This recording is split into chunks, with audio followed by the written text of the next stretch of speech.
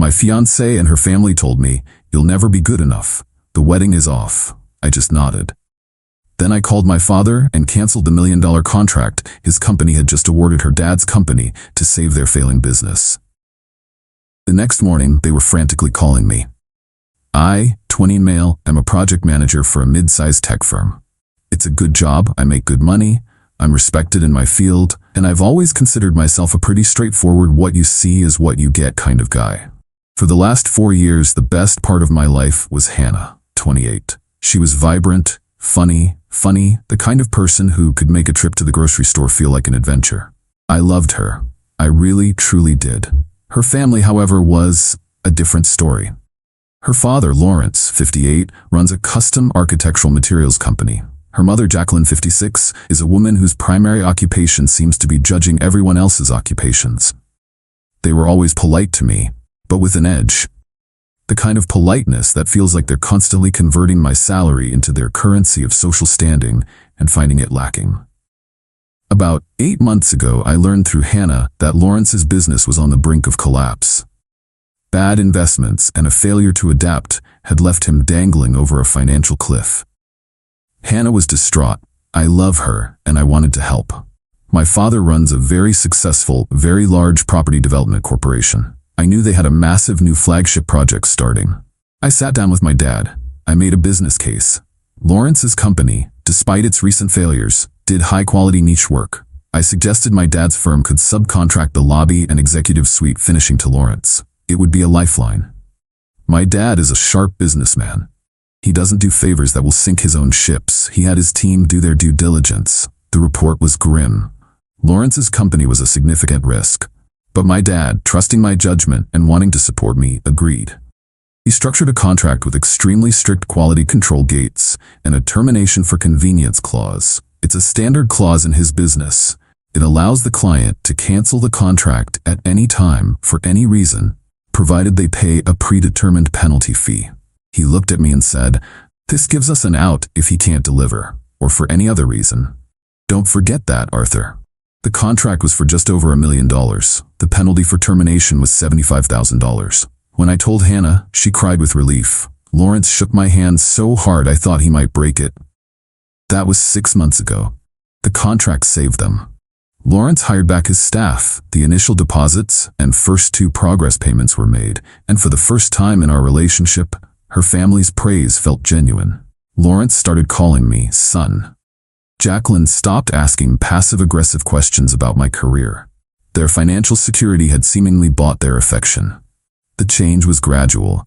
As Lawrence's confidence returned, so did his arrogance. He started making comments about getting back on top where he belongs. Jacqueline began planning a wedding that was far more extravagant than what Hannah and I had discussed. The breaking point came last night. It wasn't a formal ambush, it was worse. It was a casual, spontaneous execution. We were at their house, having a glass of wine. I brought up the wedding budget, mentioning that Jacqueline's latest plans were about double what Hannah and I could realistically afford. Jacqueline let out a small, condescending laugh. "Oh, Arthur, don't be so provincial. One must project success. It's an investment in our family's image." "With all due respect, Jacqueline, it's our wedding and our finances," I said as gently as I could. Lawrence, who a few months ago was practically begging me for help, puffed out his chest.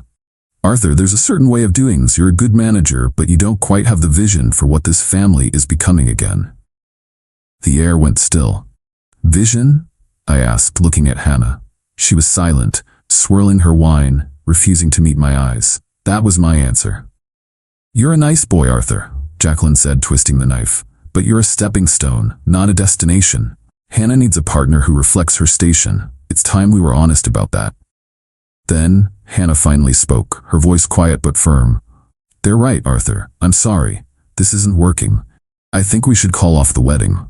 The shock didn't hit me like a lightning bolt. It was a slow, creeping cold. They had used me.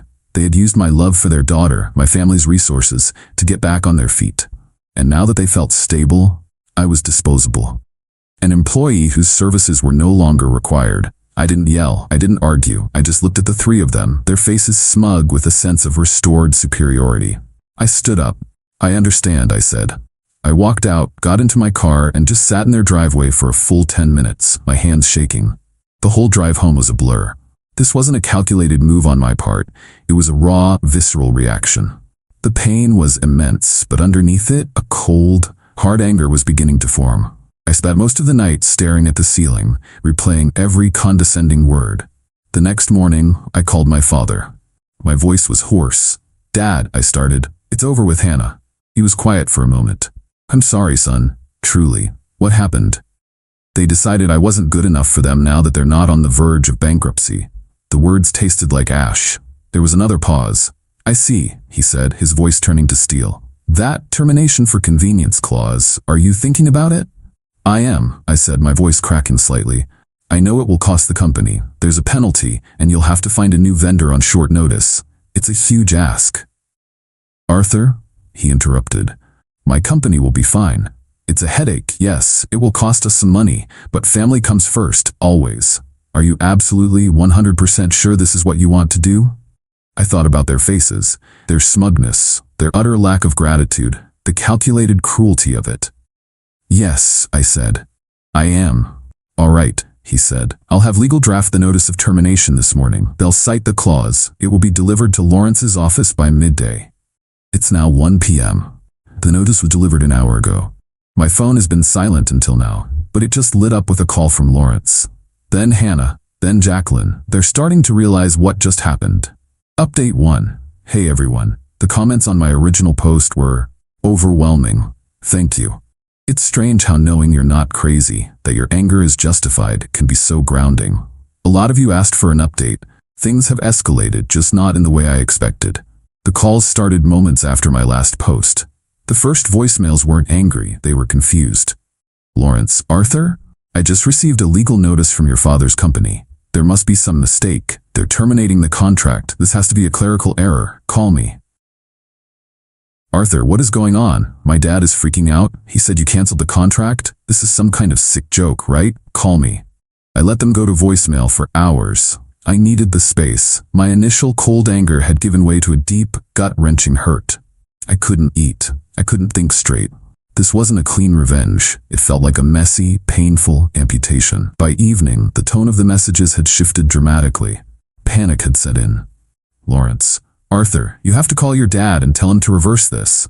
The penalty fee doesn't cover my material costs for the next phase. I took out a loan, Arthur, based on the full value of the contract. I have payroll. You're destroying me." There it was.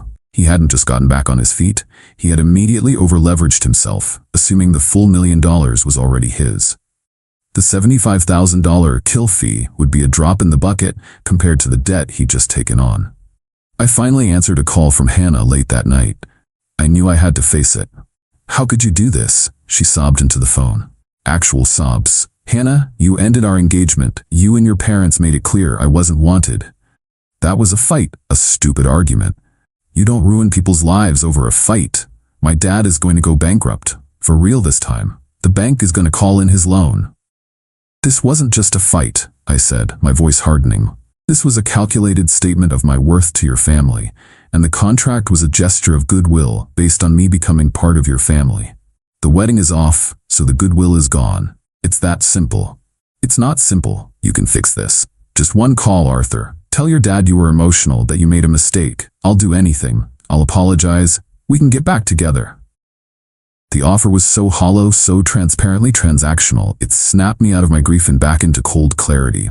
"No," I said. "We can't. This is over." Then she got nasty. "You'll regret this. You're a vindictive monster." She hung up.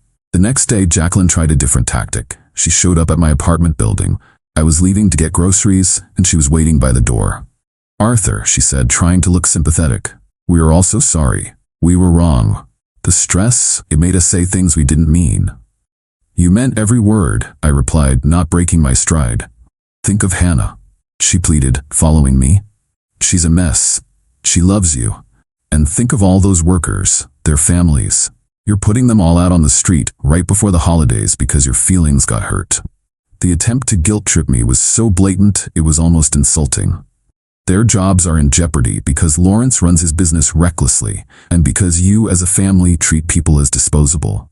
This is not on me, Jacqueline. I got to my car. Before I could close the door, she said, "She's keeping the ring, you know. It's the least she deserves for the pain and suffering you've caused her." I just stared at her. The sheer audacity. I didn't say anything. I just closed the door and drove away. The ring wasn't a huge diamond. It was a vintage sapphire piece I'd picked out because it matched her eyes. It was appraised at $9,500. Not a fortune, but not insignificant. And the principle of it, that was what stuck with me. They break my heart and they want to keep a parting gift for their trouble. The silence from them now is different. It's not the silence of waiting. It's the silence of plotting. Update 2. Hey, it's me, Arthur. It's been a few weeks. The quiet I mentioned didn't last. As many of you predicted, when direct attacks failed, they went for the scorched earth option.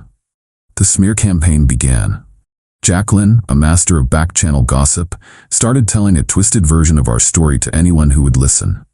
In her telling, I was a possessive and unstable partner. The contract was a tool I used to control Hannah. When she and her family found the courage to stand up to me, I flew into a rage and pulled the contract to destroy them out of spite. It was insidious and designed to make me look like a monster. A few distant acquaintances bought it. I got some judgmental texts, but my real friends, my family, they all knew the truth. My dad's company handled it professionally, simply stating to industry inquiries that the contract was terminated for convenience per the agreement's clauses, and that a new vendor had been secured. The professional neutrality of it all made Jacqueline's dramatic narrative look even more unhinged. The consequences for Lawrence were real. The termination wasn't a secret for long. Word got out that his lifeline was cut. That, combined with his already shaky reputation, was a death sentence. The bank did in fact call in the massive loan he'd taken out. His suppliers started demanding cash up front. He couldn't make payroll. The layoffs began. I do feel for the employees. That's the one part of this that leaves a bitter taste in my mouth. The collateral damage, but their fate was sealed by Lawrence's pride and recklessness, not my phone call. Hannah, meanwhile, took to social media with vague, melodramatic posts about surviving a toxic relationship and learning her worth. It was also performative. Through all this, the issue of the ring gnawed at me. Jacqueline's words, "the least she deserves," echoed in my head. It was the symbol of their entitlement. So I decided to stop being passive. I consulted a lawyer, a regular guy, not one of my dad's corporate sharks. He sent a formal letter to Hannah requesting the return of the $9,500 engagement ring. As expected, they ignored it. So we filed a case in small claims court. The value was well within the jurisdictional limit. The filing fee was a few $100s. It was never about the money. It was about forcing them into a forum where lies and social maneuvering don't work, where only facts matter. It was about demanding they face a direct consequence they couldn't talk their way out of. The process has been slow. We have a court date set for next month. In the meantime, the for sale sign went up on their lawn. Not because of my actions directly, but because the house was the only major asset they had left to satisfy the bank. Seeing that sign was a strange feeling. It wasn't triumph. It was just a sad, inevitable conclusion to their story of greed. I got an email from Hannah last night from a new account. It was a long, rambling message about how I was soulless, how I was dragging her through the mud over a stupid ring while her family was losing their home. "You have no idea the pain you've caused," she wrote. This time, I felt nothing. No anger, no sadness, just a quiet finality. I saved the email and forwarded it to my lawyer with a note. More evidence of her acknowledging she has the ring and refuses to return it. This isn't a clean victory. It's a messy, protracted, and emotionally exhausting process, but it's a process of taking back control. They wanted to write the narrative where I was the villain and they were the victims. I'm just making sure the final chapter is based on the truth. Final update. Hey everyone, it's Arthur. This will be my final update. The last few months have been a slow grind, but I think the accounts are finally settled.